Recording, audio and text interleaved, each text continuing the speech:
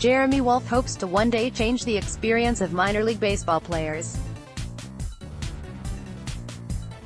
Wolff played at a small Division III college in Texas before being drafted by the Mets in the 31st round in 2016. He spent a little less than 2 seasons in the lowest levels of professional baseball and loved the experience. But he noticed a lot of issues. He and his teammates weren't always fed properly. He didn't get paid for months during spring training, and there was no one to turn to for advice when he suffered a serious back injury that required surgery. So, he decided to start More Than Baseball, a non-profit organization aimed at providing players with access to support, affordable food and equipment, and more. "This is an alternative that's not going to turn people away," Wolff told Omnisport. "They just want help.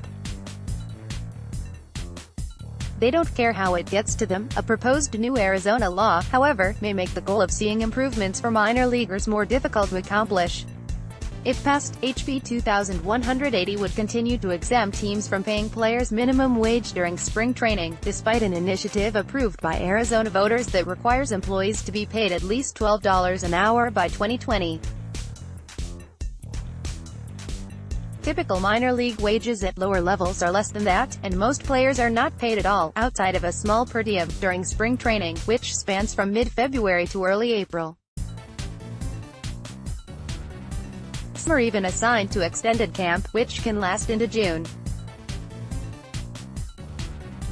Wolff said he enjoyed spring training because he had the opportunity to focus on the game and share the field with major league players.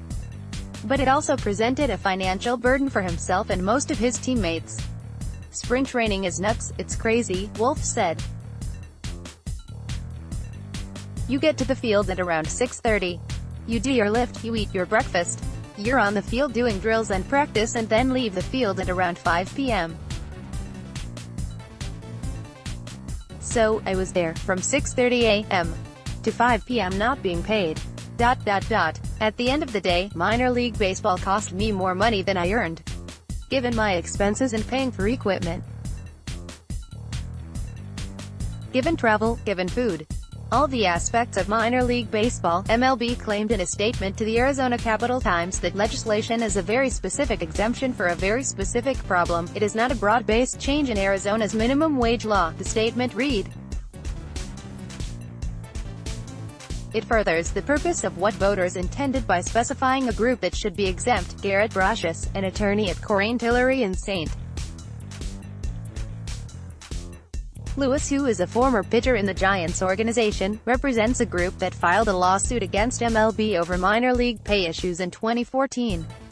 He said the HB 2180 proposal was very disappointing. "We're talking about a group of workers that are required to be at spring training, that are already under contract. Most of the time those are 7-year contracts that they're under, and they aren't paid at all during spring training," Brocious said.